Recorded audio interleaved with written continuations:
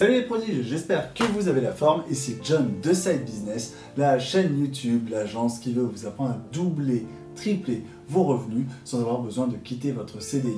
Nous voici à l'aube d'une nouvelle année, l'année 2020. On vous le souhaite toutes les semaines, mais je vais vous le rappeler encore une fois, devenez les meilleurs, réussissez, vous le méritez, vraiment, vous êtes prodigieux, ça vaut pour 2020, ça vaudra pour toutes les années.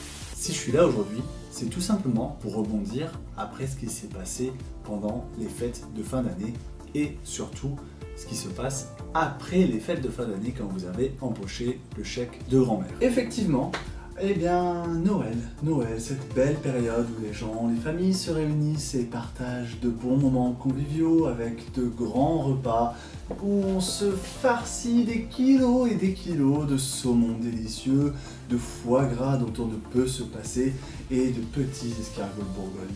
Et cette période est aussi le moment où on échange des cadeaux. En effet, à Noël, vous allez recevoir des chèques, des virements, des enveloppes pleines de billets, plein d'argent à dépenser.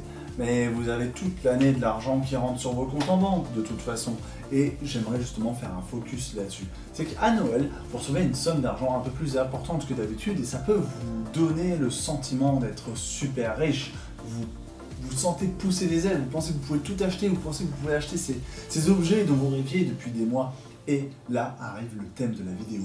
J'aimerais qu'on pose ici, maintenant, la définition de ce qui est abordable. Mais avant d'aller plus loin, je vais vous donner une autre définition de ce qui est abordable, puisque ça coûte seulement 30 secondes de votre temps et ça peut vous rapporter beaucoup. C'est aller dans la description pour cliquer sur le lien https://side-business.fr afin d'arriver sur notre site internet et vous inscrire à la lettre de 2 salariés. Je vous avais juste à descendre un petit peu après avoir lu les quelques présentations qui vont vous vanter le fait qu'on vous envoie 2 fois par semaine des courriers qui vous donnent des astuces, parfois des cadeaux et qui ne seront plus jamais expédiés et plus jamais renouvelés puisque ce sont des envois uniques qui sont faits pour la communauté qui nous suivent sur cette partie plus privée où on ne subira pas la censure et aussi où on peut vous donner des contenus qu'on ne peut pas proposer au travers de YouTube. Maintenant, revenons-en à la définition de ce qui est abordable. Vous allez voir, c'est pas très compliqué, ça tient en à peine une phrase. Mike et moi sommes tout à fait d'accord sur une chose. Quelque chose est abordable à partir du moment où vous ne vous posez pas la question de si vous pouvez l'acheter. Quelque chose est abordable à partir du moment où vous ne vous posez pas la question de si vous pouvez l'acheter. C'est-à-dire que lorsque je vais dans un supermarché pour prendre une boîte de haricots, je passe dans le rayon.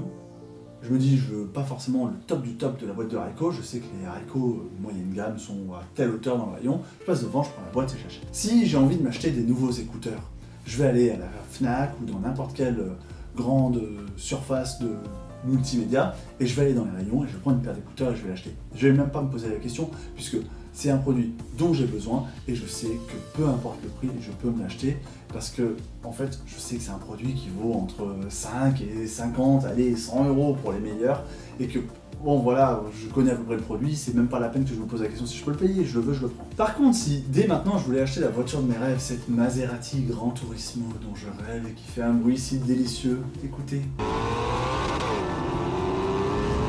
Je sais que je pourrais l'acheter si j'en voulais, mais ce ne serait pas une décision raisonnable pour la simple et bonne raison que si là, demain, je voulais acheter cette voiture, je me demanderais combien il faut, est-ce que je peux me la payer, derrière il va y avoir l'assurance, il va falloir faire un entretien tous les 10-15 000 km, puis je vais taper un peu dedans, donc je vais faire des vidanges un peu plus rapprochés.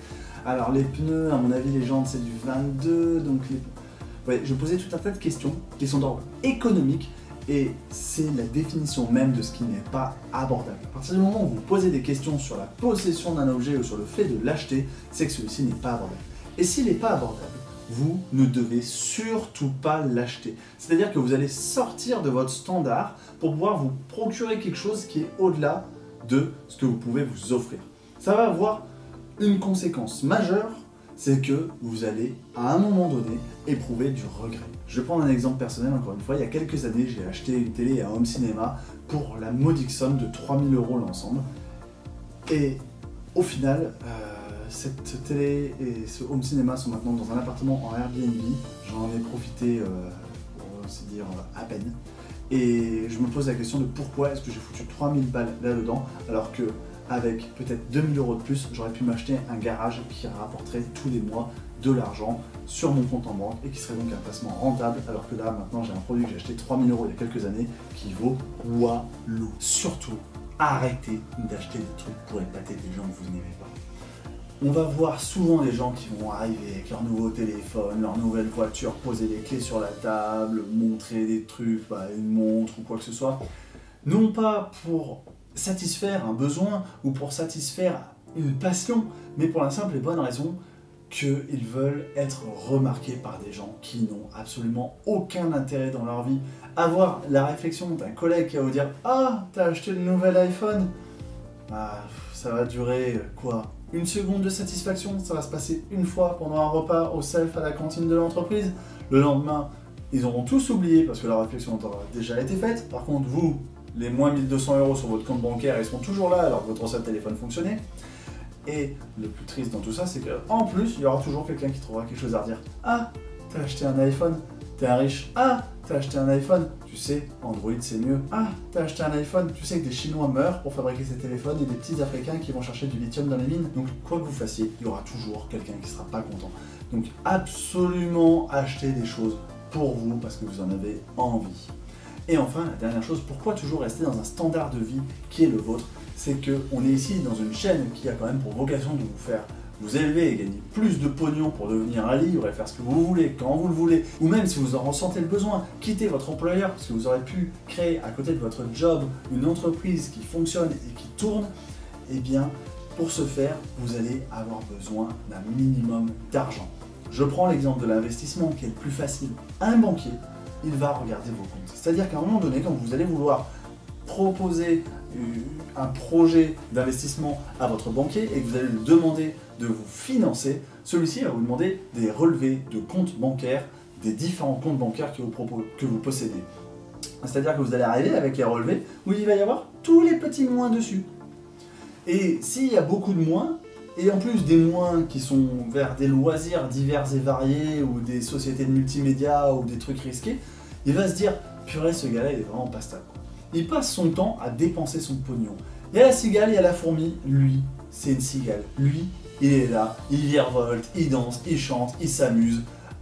Surtout, c'est un comportement qui n'est pas acceptable et qui ne devrait pas être dans le cadre de quelqu'un qui veut investir plus tard. Donc surtout, restez sur votre mode et votre style de vie tant que vous ne pouvez pas passer au palier suivant. Ça va soit vous éprouver du regret, soit vous allez vouloir épater des gens et rapidement vous allez vous rendre compte que vous n'épatez rien ni personne. Ça peut potentiellement vous bloquer dans vos investissements. Au final, vouloir épater la galerie et aller au-delà de ce qui est abordable, ce n'est absolument pas positif. Les prodiges, j'espère que cette vidéo vous a plu. Allez dans l'espace commentaire pour donner votre avis sur notre définition de ce concept d'abordable que l'on a, Mike et moi-même. Si vous êtes le genre de personne à flamber, à aller sur des crédits à la consommation pour vous acheter des télés ou payer votre voyage, on serait ravis de savoir comment vous vivez ça au quotidien et comment surtout on peut en échanger avec vous pour changer cet état d'esprit et vous faire comprendre que ce n'est pas du tout un fonctionnement logique. Si vous ne pouvez pas vous payer quelque chose cash direct, il ne faut absolument pas le faire parce que ça va vous bloquer dans vos projets futurs, qu'ils soient immobiliers ou qui soient entrepreneuriaux. Donc arrêtez ça immédiatement, contentez-vous à votre style de vie, défoncez-vous, gagnez plus, passez au palier suivant et encore une fois pour vous aider, vous avez sur le lien www.side-business.fr la possibilité de recevoir 2 fois par semaine une lettre qui est envoyée par Mike et moi-même et qui vous donne des conseils plus privés que ce qu'on va pouvoir vous donner sur YouTube et surtout des outils et des accès à des formations que nous ne proposons pas immédiatement sur YouTube. Sur ce les prodiges, réussissez, devenez les meilleurs, vous le méritez et à la prochaine!